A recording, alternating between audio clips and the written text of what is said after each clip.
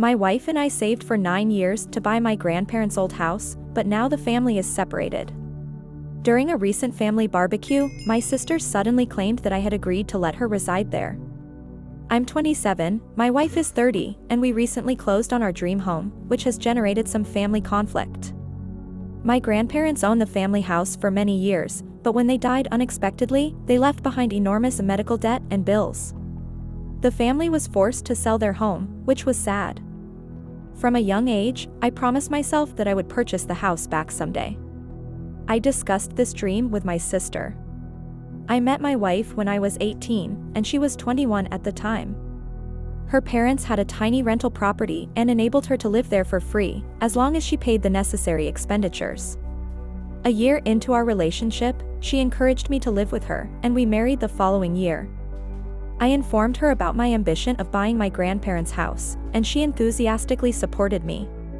We began saving furiously for a down payment, praying that the house would not sell before we could afford it. We were able to save a lot of money since we didn't have to pay rent and had decent employment. My in-laws also graciously provided $75,000 for the down payment, and we managed to save around $185,000. About 20 years after my grandparents died, their property went back for sale at a high price. It's a big, 6-bedroom lakefront mansion with a pool, guest house, and other amenities. We knew it would be expensive, so we saved and budgeted for over a decade to make our dream a reality. My sister was looking for a property to buy but on a much smaller budget than mine. She and her husband had children, college debt, and had been renting for several years, so they were unable to save as much money as my wife and I could. When our grandparents' house went on the market, I forwarded the listing to my sister and told her we were finally bringing it back into the family. She was ecstatic, raised her joy, and that was it. My wife and I pushed forward, visiting with the owners and real estate agents, seeing the property, and making an offer. We were pleased when our offer was approved. Throughout the process, my sister expressed her excitement about having the house back in the family and how wonderful it would be for her children to know and grow up in it as we did. My wife and I wanted to carry on the tradition of celebrating birthdays, holidays, and family reunions at our grandparents' house. So when my sister mentioned the house in a way that suggested she had a stake in it, it felt strange, but I didn't think much of it at the time. We had a barbecue at my parents' place to remember the final closing of the house. During dinner, my mother-in-law volunteered to kennel our dogs while we were moving to make things simpler. That was when my sister spoke out.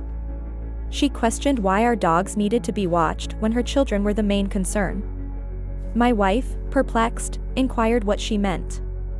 My sister suggested her children would require more monitoring than our dogs, and didn't see why we would be too busy to care for them. I said that I was the one who was perplexed. I had no idea she was assisting us with our relocation.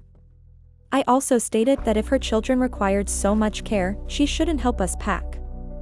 Then she inquired why we were packing at all. To summarize, after much back and forth, it became evident that my sister felt we were either buying the property to rent to her family or that we would eventually transfer the ownership to her. Yes, that is precisely what my sister was thinking. Despite the fact that we had never discussed it, she figured we would just put her name on the home and let her pay us back over time. She had made a scene when I told her that was not going to happen. She was outraged because she viewed it as her dream as well, and she thought it was unfair that only one of us could fulfill it. She maintained that her children deserved to grow up in the family home, and she questioned why my wife and I required so much space. My wife calmly told her that it was no longer the family house, we had purchased it, and it was now our home. We determine what happens to it. My sister yelled at my wife, ordering her to shut up and that she had no say in this family discussion. I instantly warned my sister that if she ever spoke to my wife like that again, we would break all connections. I made it plain that she does not get to think we will give her a house and then throw an argument when she is informed differently. We departed after that. My in-laws have been supportive, telling us that we were correct and that my sister was acting inappropriately. I assumed everyone felt the same way, but that is not the case.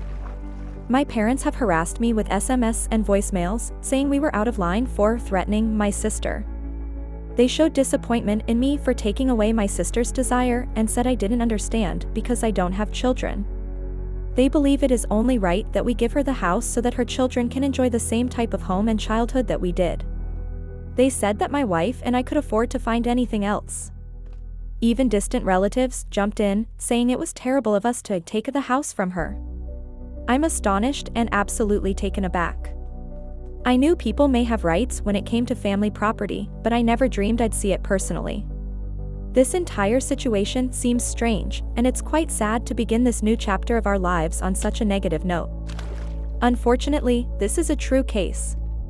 To address certain queries, sure, the home is large and costly, but it is seriously outdated, so its size and features do not reflect the price in today's housing market. I don't believe any of the owners after my grandparents ever refurbished it. Also, in case you were wondering, I am a woman. Honestly, I didn't think this was a huge concern, but after reading the comments with my wife, we're both taking it much more seriously. Installing a security system is currently out of the question due to the requirement for extensive renovations. Cameras and other devices would just complicate the work. Plus, we don't even have an internet connection on the site. I've set up appointments with contractors to begin work on the house before we focus on cosmetic changes. In the meantime, someone will come out on Thursday to change the locks. We won't be moving in for a time because the house needs a lot of repair before we feel comfortable living there. To clarify, the house needs extensive renovations and has not been renovated in years, which is reflected in the price.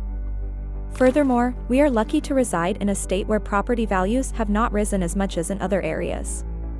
The house cost a little more than $800,000, although our down payment was just around $100,000. The remainder of the money we saved went toward closing fees, moving expenses, and future upgrades. For example, there is a critically failing deck that has to be entirely destroyed and replaced. Update 2, July 30th, 2024. We intend to install a security system as indicated, but the house is not yet in a condition that allows one to be installed. We're looking at battery-powered trail cameras after being advised. These will not require internet connectivity and will not disrupt the improvements. We're restoring the house to its former magnificence, including the pre-carpeted nonsense and mismatched decor, as well as updating all of the faulty and old equipment. We intend to replace the floors, repaint the walls, remove the old wallpaper, install new windows, and open up a few unneeded walls. Over the following 2 weeks, my wife and I will meet with contractors who will be working on the electrical, plumbing, and other repairs. We've also set up a consultation with a home security firm. In addition to installing cameras, we're investigating alarms, door codes, and an entrance gate that requires a passcode or clearance from within the house. We've already scheduled an appointment to change the locks, and we're not concerned about my relatives squatting there. My in-laws are allowing us to put their camper trailer on the property while the repairs are underway. This not only provides us peace of mind, but it also saves us the trouble of commuting back and forth several times a day. I was hesitant to share this, but enough has transpired that it feels worthwhile. The barbecue took place last week. Last night, I messaged my parents and siblings, asking if we could get together and speak about everything to figure out what was going on. Before my sister came, my wife and I had visited with my parents and my brother's family at his residence. I made it plain that if they attempted to disrupt or dominate the discourse, we would leave. I emphasized that I never proposed that my sister rent or purchase the house from us. I showed them the text threads in which I originally emailed her the listing, as well as each chat in which I kept her up to speed on the development. My mother demanded to see the remainder of the messages concerning the house, and I assured her there were none. She then told me that my sister had told them we had agreed to buy the house and rent it to her family until they could afford to buy it. According to my sister, my wife and I were meant to reside in the guest home while she and her family moved into the main house. She said we had broken down on this agreement, ruining her hopes of raising her children in the house we grew up in. After we told our side of the tale, it didn't take long to convince my parents that we were speaking the truth. There was no evidence or legal documents to support my sister's assertions. My parents apologized immediately and told us that if they had understood the entire situation, they would never have spoken such harsh things to us. My parents told us that they were completely supportive. My brother was also supportive, although he wasn't one of the ones bothering us, so his reply didn't carry as much weight. Soon after, my sister and her husband arrived. Her husband is a pushover who normally gives her anything she wants, so I didn't have high expectations for him. I asked my sister to give any evidence that I had agreed to rent the property to her, and I made it plain that her deception was foolish. I told her she needed to have a strong explanation. She attempted to claim that I deleted the communications, but when she couldn't provide them either, her tail broke. She burst into tears, claiming it wasn't right that we had been given everything, that we didn't need such a large house, and that we were showing off our money. According to what I can tell, she believed she could influence everyone into pressuring us into renting out the house to her, sort of like a Scooby-Doo villain. Instead of employing ghosts to scare us away, she utilized a phony rental agreement that didn't even seem plausible. We told her she had a lot of apologizing to do before we would consider having a connection with her again. She would not be welcome in our house for a long time. Right now, our connection with my parents has become difficult for obvious reasons. They've offered to assist us with relocating or renovations if we need it, but we're not sure if we'd be comfortable accepting their assistance. We also made it plain that no one in my family would be receiving a backup key. However, my wife's parents will receive one in case of an emergency. The house won't be ready for guests for a long time, so we'll deal with the "can my family be trusted in our home" issue when the time comes. To answer some typical questions, yes, my sister clearly has some loose screws, but my parents do not coddle her. She's the golden child and baby of the family. Throughout our upbringing, the majority of her conduct has been focused on outperforming others or gaining attention. She's theatrical, entitled, and a little selfish, but she's never acted this insane before. Yes, we will acquire a security system, but not right now. No, I will not trust my family with a key. And sure, I am a woman. I know, two ladies marrying. My wife and I do not have children, nor do we intend to have any. My sister has done some strange things in the past, but this is a whole new level. As crazy as it all seems, we've chosen to meet with an estate planner to finalize things. We want to leave the property to my sister-in-law and her children, with my mother-in-law serving as executor of our estate for the time being. My sister and her family are now renting a little house in town. They're not struggling, they're both college graduates with decent jobs, but having children is costly, and with school debt and $2,000 in rent per month, they're not exactly living well. Surprisingly, some individuals get upset by my wife and me, presuming we are wealthy. But we aren't rich. My in-laws are financially secure and gracious enough to allow us to stay in their rental house for free. They built a new house decades ago but retained their old one, enabling my wife to reside there. My wife's education fund was used to cover the down payment on our new house. Her parents had placed it away for her, but when she opted to pursue a trade rather than education, they saved the money for a down payment on a home. When we told them our grandparents' house was finally for sale, they offered that amount. My wife and I both have well-paying jobs, but the true reason we saved so much was that we didn't have to pay $2,000 each month in rent. We spent years cutting, saving, and living below our means to purchase this property. We earned it by working hard and making sacrifices. So, no, we're not wealthy, we just worked for what we desired.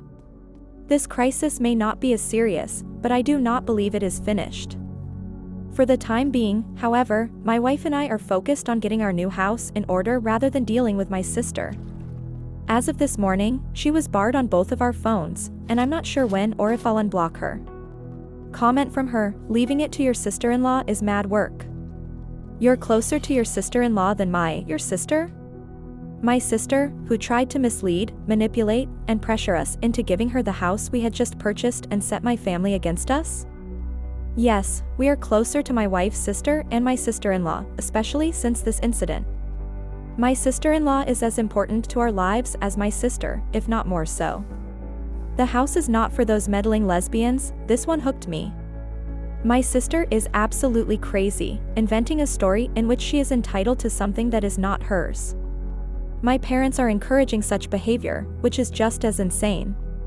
Congratulations for sticking up for your wife and refusing to tolerate the rudeness. At the end of all, we never, ever give our parents or sister a spare key or door code.